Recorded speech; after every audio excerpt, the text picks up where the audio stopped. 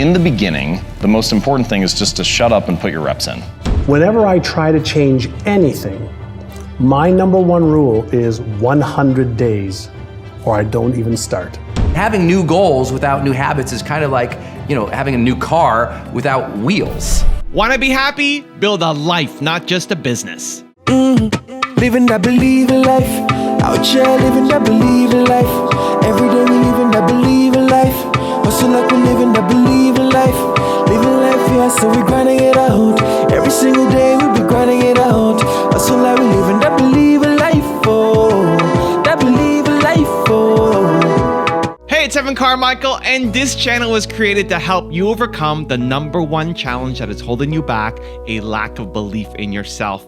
You watch these videos because you know there's something more inside you too. You've got Michael Jordan level genius at something. So today, let's live your best believe life and learn how to develop habits that last.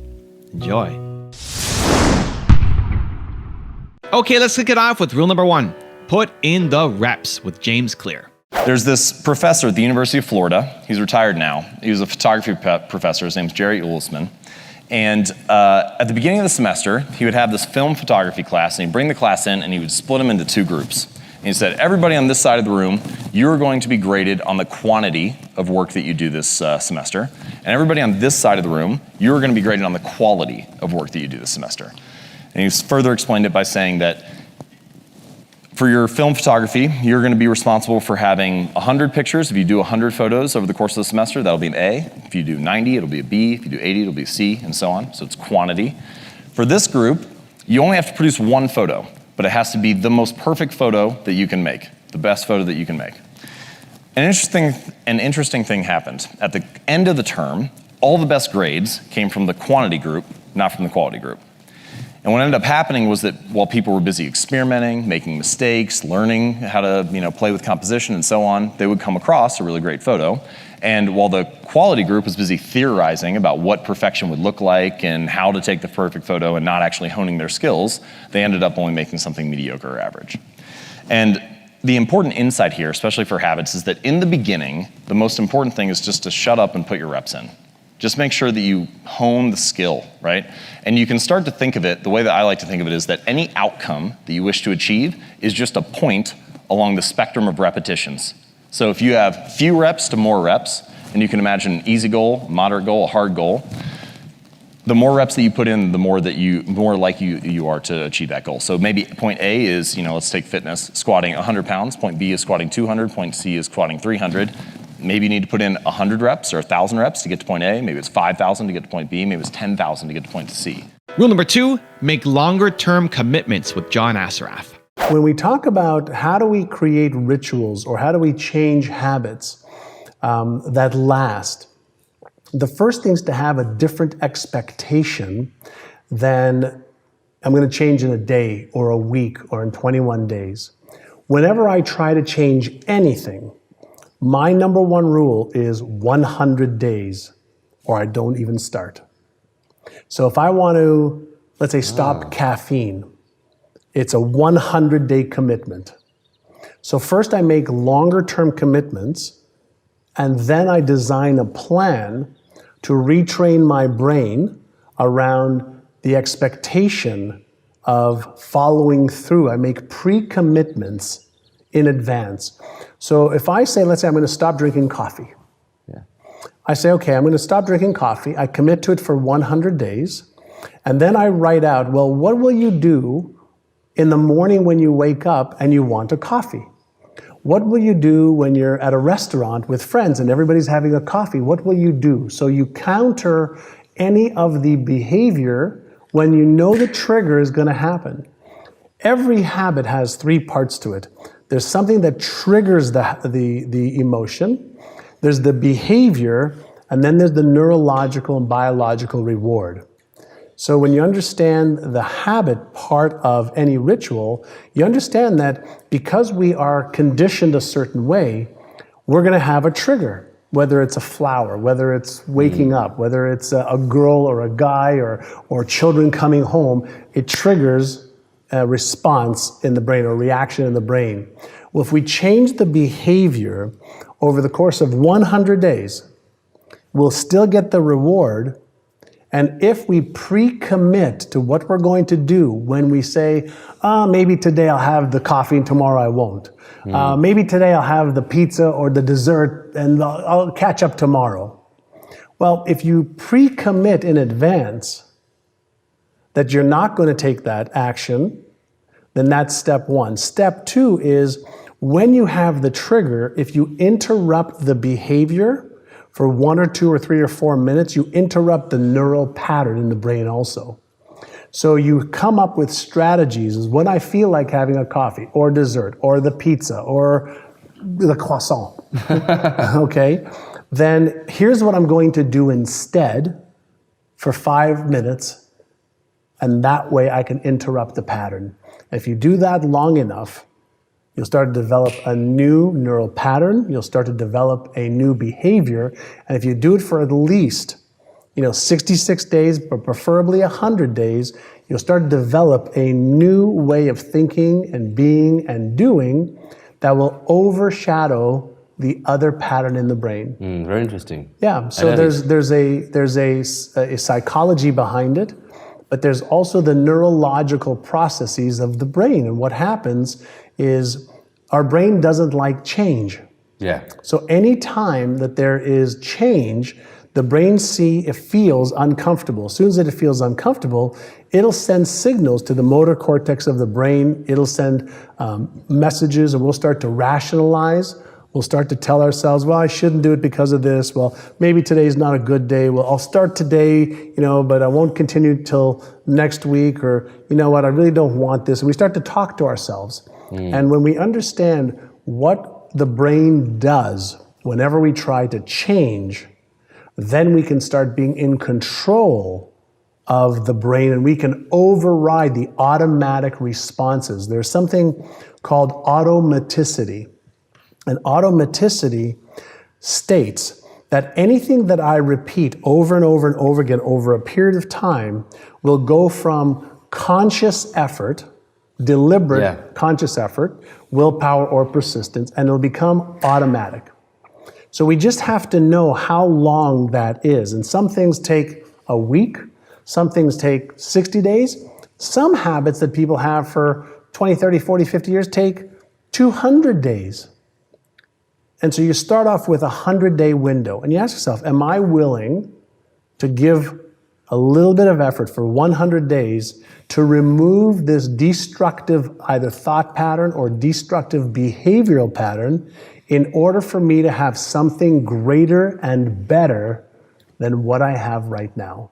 So it's very important. You focus a lot on what you will have or who you will be in the future to keep your motivation. Yeah, if you think about this, one of the best examples that I ever came up with is imagine if I give you a Hollywood script right now, okay?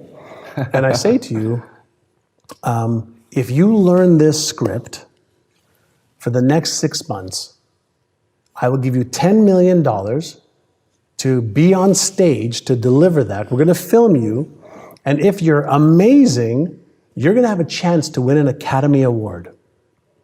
What will you do with the script starting today? I start to learn. You start to learn. You start to read it. You start to emotionalize it. You start to practice it. You start to do everything possible to become something that's in writing, something that came out of somebody's head, that they wrote a script for that you don't have any idea what it is. But if you made a commitment to becoming that person and you rehearsed it and practiced it every day, you wouldn't get it right the first day or the first week. Or the first month. Or the first month. But if you knew there was a big payday, emotionally, spiritually, financially, and that people would go to the theaters and love to watch it and they'd laugh or cry or be sad and be happy because you were able to take them on a beautiful emotional roller coaster ride, then you would become that role. Yeah. Most people are interested. They're not committed. And the difference is when you're interested, you do what's convenient and what's easy. But when you're committed, you do whatever it takes. I love that. Yeah. Can you repeat it? Sure. When you're interested, you do what's easy and what's convenient for you. Yeah. But when you're committed, I'm going to get that result, you put everything into it until you get the result. Rule number 3, set up triggers with Brendon Burchard. I know you all have big goals, big dreams, big aspirations, just like I do. You've got ambitions to become an amazing person, to build your career, to create, to contribute, to give, to be an awesome human being. But all of that is impossible without great habits set up. If you don't have routine and structure set up in a way that will keep you on track, then you'll fall off. And having new goals without new habits is kind of like, having a new car without wheels. The habits are the wheels. They're the things that make you able to achieve the goals. So you gotta have good habits. But the challenge for most people isn't that knowledge. I mean, you need to have good habits. It's you can't keep the habit going, right? Have you ever started at the new year, you're gonna get healthier, and you start that habit of working out on a more regular basis, and then it goes away? Or you say, I'm gonna be more kind and more patient and more awesome to my partner, my lover, and you start being nice for 2 or 3 days, and then on the 4th day, you're a jerk, and you're like, what happened? I said I was gonna be nicer. It's that you didn't set up the most important thing you needed to maintain a habit. You have to set up trigger moments to activate your habits. What do I mean by that? Well, let's say you want to become a better person.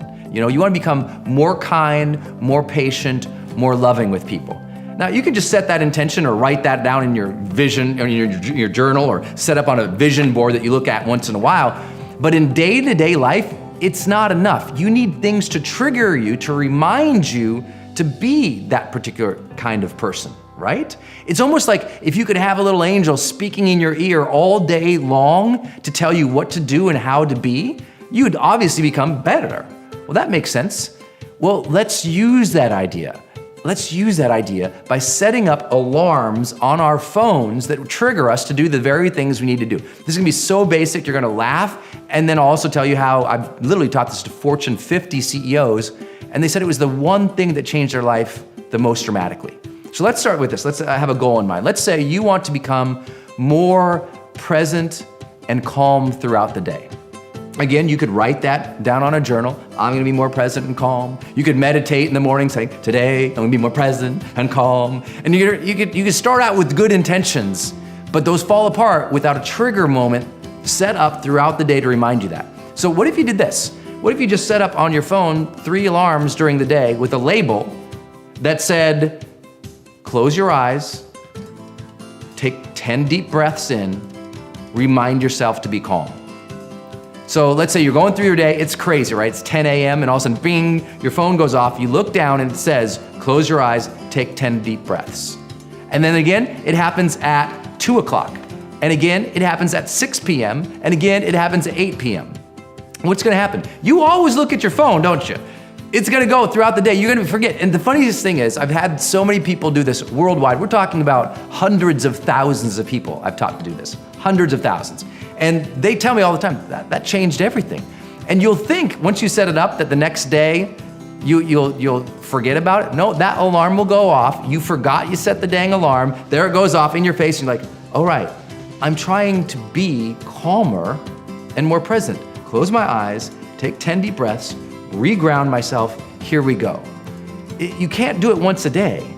You have to have moments throughout the day that trigger you to enact the new behavior. I know this makes sense to you, but it's a challenge for a lot of people because they never set those things up. So what if you did it with an alarm? So for example, for me on the opposite spectrum, I don't want to just be calmer and more present. I want more energy throughout the day. So here's what I do. One of my big trigger moments is every time my butt hits a chair, I don't care if I'm on a plane or I was like where we're shooting here, I wrote a lot of my books here. I wrote the Motivation Manifesto here. I wrote The Charge here. And if I'm going to write, my butt hits the chair, I grab my phone, I open the timer, and I set 50 minutes.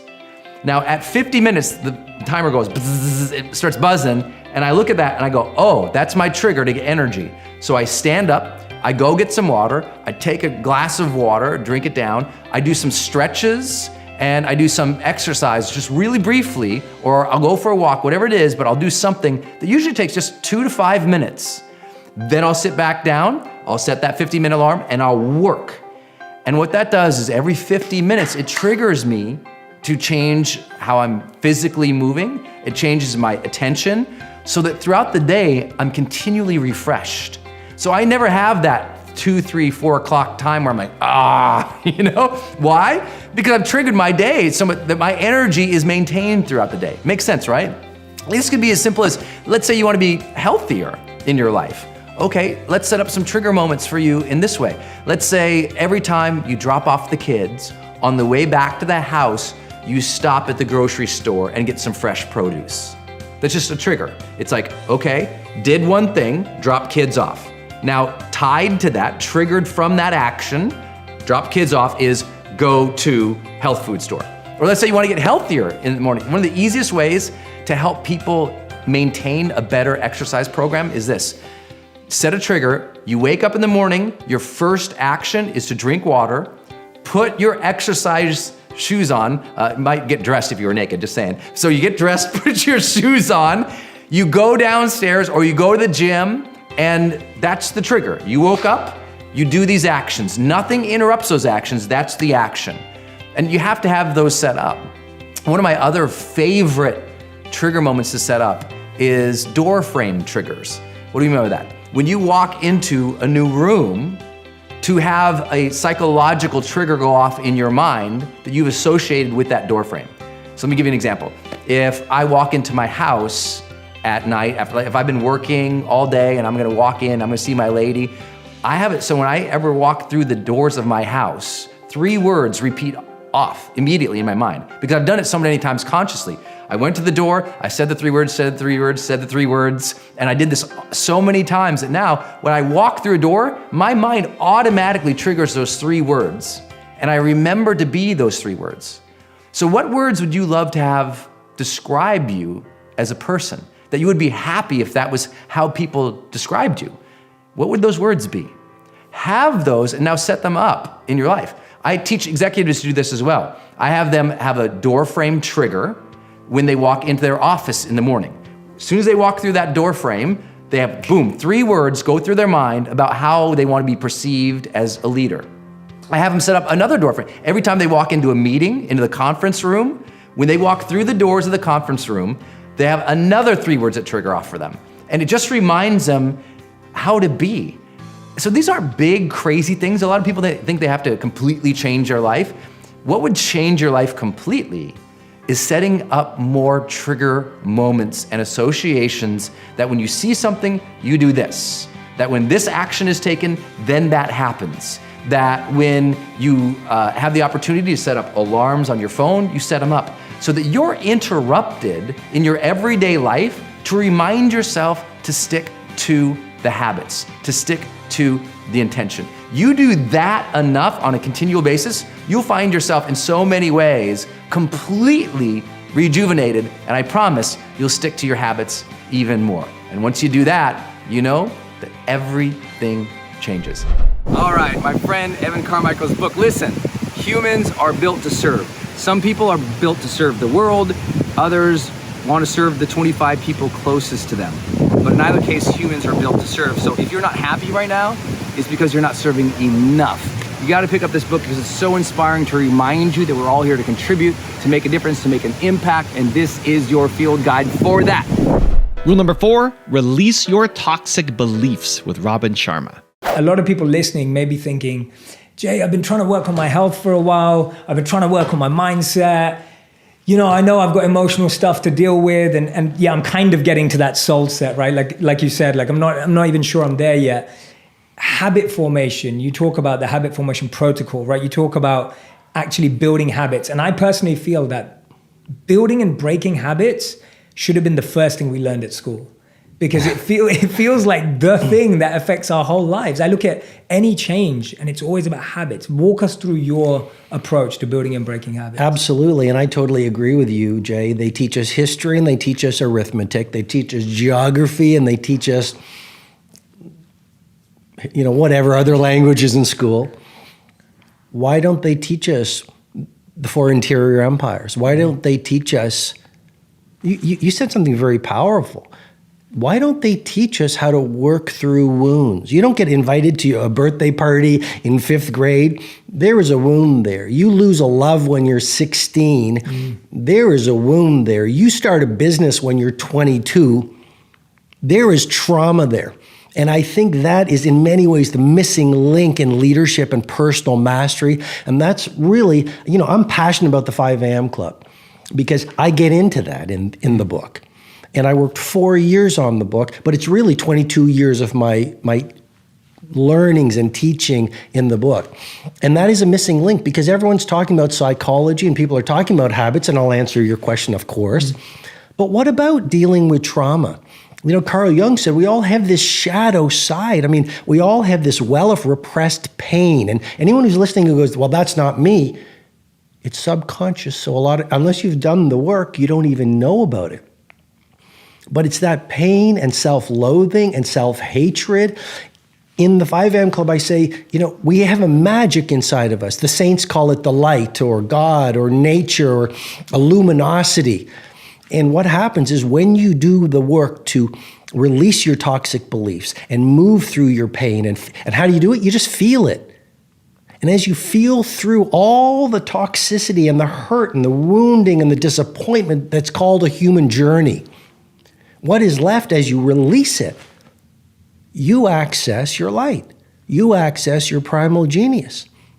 You access creativity. You're productive because you don't have all this emotional baggage you're carrying through the day. I believe that the real key to success is joy and inner peace. Like that's why a lot of the billionaires, they have all the things and they're not happy. Our nature is joy, peace, bliss, love. And when you release that trauma, it just shows up because that's who we truly are. And rule number 5, the last one before a very special bonus clip, is use the 20-second rule with Thomas Frank. There's this book called The Happiness Advantage by a guy named Sean Aker, and it contains one of my favorite principles about habit building, which is what he calls the 20-second rule. So the whole idea is if you want to build a good habit, make sure it takes less than 20 seconds to start doing it. So Steve's example is great. Have the violin right in the living room. Every time you pass it, it's just right there. You can pick it up and play it. I do the same thing with my guitar. So I went out and I bought a really nice guitar recently, but it's nice and I live in a dry climate, so I have to keep it in the case all the time with a humidifier. And that makes it kind of a pain to take out and play. So I keep my cheap guitar so I can have it out in the living room all the time. I end up playing that guitar probably 75% of the time, but that guitar ensures I play every single day. Just because it's out. Yep, and that's why I've gotten as good as I have. Now I've got a special bonus clip that I think you're gonna enjoy, but before that, it's time for the question of the day. I wanna know, what was your single biggest takeaway from this video and your plan of action for the next week? When you watch something and get motivated and just get inspired, you have a 35% chance of actually following through. But when you get motivated and then you actually create an action plan for what you're gonna do, you increase it from 35% to 91% chance of you actually following through. And when you share your plan publicly, that jumps to 95% chance of following through. So I want that for you. I want to know your single biggest takeaway from this video and your plan of action for the next week. Put it down in the comments below so I can celebrate you. Your environment has been perfectly created to keep you exactly where you are. Everything around you, your friends, your family, the media you consume, all keeps you exactly where you are. If you want to raise your standards and raise the quality of your life, it starts with raising your environment. So here's a story I haven't told in a while. When I was building up my YouTube channel and I closed my first multi-year deal with a big brand, it was with a CEO, high-powered CEO, one of the largest companies in the world, especially in the entrepreneur space. And it was going to be me and him on my channel every month answering questions from you guys, from the audience. We did a live stream every month. And it wasn't me interviewing him or him interviewing me. It was both of us talking about a certain topic and then taking questions. And I remember driving with my dad. He was getting a new car and we had this long drive out. For whatever reason, the place where we wanted to buy the car was super far away. And so it gave us this chance to talk in a car. And I just told him about this new deal that I had signed. I remember him asking me, Evan, what gives you the confidence to feel like you're on the same level as this guy? And he didn't mean it in a negative way. It was in a more awestruck way. It's like, man, look at where you've come from, because my family is very humble. Like, you have to be very humble. You have to appreciate what you've got. And so how am I now? How do I see myself on the same stage as this high-powered CEO, being his equal, answering questions? And the question took me aback, and I thought, you know what? He's right. I mean, if this was Evan of 5 years prior, I would have felt not worthy. I would have felt like I couldn't do it. I would have felt like this is too big an opportunity for me. Like I couldn't be the guy to do it. So what changed 5 years ago to where I was at that point? It was my content. It was my channel. It was all the videos that I'm putting up, because in my head, it was a big deal in that this is the largest deal I had signed for 3 years, but more that I'm around Oprah every day, and Dan Pena every day, and Kanye West every day, and all these people every day. And so I feel like I'm with them. And so this CEO deal wasn't that huge a deal, because I had changed my environment, right? I'd raised the stakes in my environment, and that raises your standards. And so I realized, man, this is crazy how important my channel is to myself, at least to my own growth. If it's not to you, at least to my own growth, because you often can't see it on a daily basis. I could not pinpoint the one video I uploaded or the one day that I felt, this is it, it's happened. But if I look back over a 5-year period, a 1-year period, a 6-month period, even a 3-month period, think about who you were 3 months ago. If you're invested in yourself by watching these videos or reading books or anything else, if you're investing in yourself, even just look 3 months back and think, have I grown? How much have you grown in the past 3 months? You may not see it on a daily basis, but with months and then more months and then more months and then years, if you keep on the path, you'll see some tremendous results. You may not even recognize the person who you used to be. And that's why it's so important that you raise your environment.